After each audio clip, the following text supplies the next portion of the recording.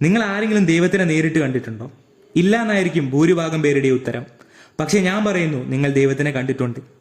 നിങ്ങൾ കാണാതെ പോയ ദൈവം ആരൊക്കെയാണെന്ന് നോക്കാം.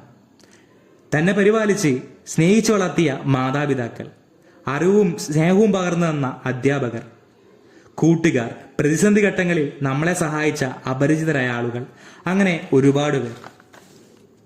അവരിലെല്ലാം നമുക്ക് ദൈവത്തെ കാണാം. ദൈവം ഒരിക്കലും നേരിട്ട് പ്രത്യക്ഷപ്പെടില്ല. ഓരോരോ ആളുകളായി നമ്മുടെ ലൈഫിൽ ദൈവം വന്നുകൊണ്ടേയിരിക്കുന്നു. നമ്മുടെ ഉള്ളിലും ദൈവമുണ്ട്. ഊരും പേരും അറിയാതെ ഒരാൾക്ക് പ്രതിസന്ധി ഘട്ടങ്ങളിൽ താങ്ങായി നിന്ന് ഞാനുണ്ട് കൂടെ എന്ന് പറഞ്ഞ് അവർക്ക് ധൈര്യം കൊടുക്കുമ്പോൾ നമ്മളും ദൈവമാകുന്നു.